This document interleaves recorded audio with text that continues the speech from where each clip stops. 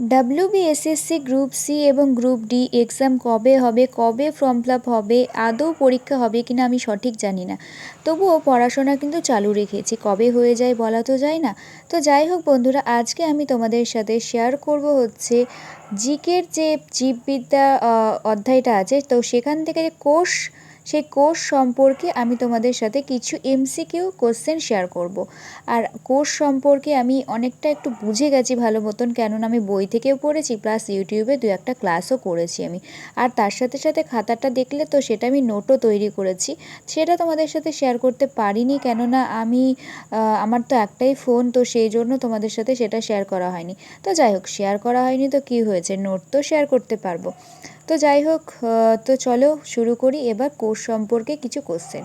তো প্রথমেই যেটা আসে আমাদের মাথায় যে কোষ কাকে বলে, কোষ বা সেল কাকে বলে।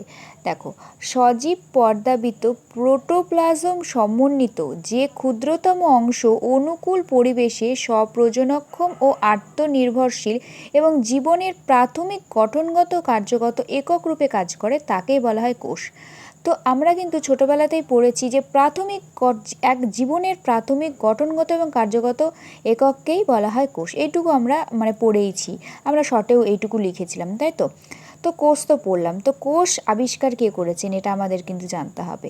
তো কোষ আবিষ্কার করেছেন হচ্ছে 1665 খ্রিস্টাব্দে ইংরেজ বিজ্ঞানী রবার্ট হুক। তো এইটা আমাদের খুব একটা কমন কোশ্চেন, আর এটা খুব পরীক্ষায় কিন্তু আসে। কোষ আবিষ্কার কে করেন যদি বলে, তাহলে বলতে হবে যে 1665 খ্রিস্টাব্দে ইংরেজ বিজ্ঞানী রবার্ট হুক। যেহেতু এটা MCQ আকারের হবে, তো তোমরা তো জানোই।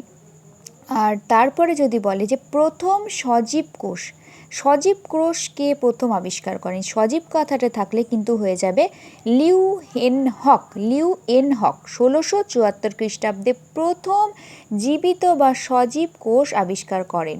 আর যদি বলা হয় কোষ আবিষ্কার কে করেন, তাহলে কিন্তু হয়ে যাবে 1665 খ্রিস্টাব্দে রবার্ট হুক। আর তারপরে আছে যে কোষবাদ তত্ত্ব প্রথম কে কোষবাদ তত্ত্ব প্রথম কে দেন। তো এটা হচ্ছে স্লেডিন এবং সোয়ান কিন্তু কোষবাদ তত্ত্ব প্রথম নাম দেন, ঠিক আছে। আর তারপর এটা হলো একটা কোশ্চেন। তারপর আছে যে কোষের গঠন নিয়ে জীববিদ্যার যে শাখাতে আলোচনা করা হয় তার নাম হচ্ছে সাইটোলজি। তো তারপরে আর একটা কোশ্চেন বলছি, সেটা হচ্ছে গঠনের ভিত্তিতে কোষকে প্রধানত কয় ভাগে ভাগ করা যায়, দুই ভাগে ভাগ করা যায়। এক নম্বর হচ্ছে কি প্রোক্যারিওটিক কোষ বা হচ্ছে আদিকোষ, এবং ইউক্যারিওটিক কোষ বা হচ্ছে আদর্শ কোষ, ঠিক আছে। আরও প্রচুর কোশ্চেন আছে বন্ধুরা, কিন্তু তোমাদের সাথে তো সবগুলো এই ভিডিওতে, ছোট্ট ভিডিওতে শেয়ার করা যাচ্ছে না। তাই আমি ভেবেছি যে তোমাদেরকে আরও একটা ভিডিও নিয়ে আসবো তোমাদের জন্য, সেই ভিডিওটাতে পুরো কোর্স সম্পর্কে পুরো ডিটেলস, যে একটা বা দুটো ভিডিও বানাবো, সেই ভিডিওর মাধ্যমে তোমরা কিন্তু কোর্স সম্পর্কে অনেকটাই আইডিয়া পেয়ে যাবে। তো আমি ভেবেছি আমি যতটুকু না বুঝেছি না, তো ততটুকুনাই তোমাদের সাথে আমি শেয়ার করব। আর দেখো, আমি কিন্তু এখানে নোট তৈরি করছিলাম, আর সেটাই তোমাদের সাথে একটু শেয়ার করছি। আর একটানা না কখনো পড়বে না, মাঝে মধ্যে একটু ব্রেক দেবে, মাঝে মধ্যে একটু ব্রেক নেবে, নিজেকে একটু একা রাখবে, নিজেকে নিজের মতন করে একটু সময় কাটাবে, দেখবে অনেকটাই তোমাদের কিন্তু ভালো লাগবে, আর পড়াটাও কিন্তু খুব ভালো হবে।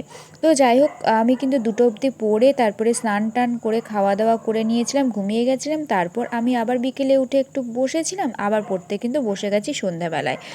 আর নেক্সট চলো আর কয়েকটা কোশ্চেন শেয়ার করি এখনও যখন সময় আছে।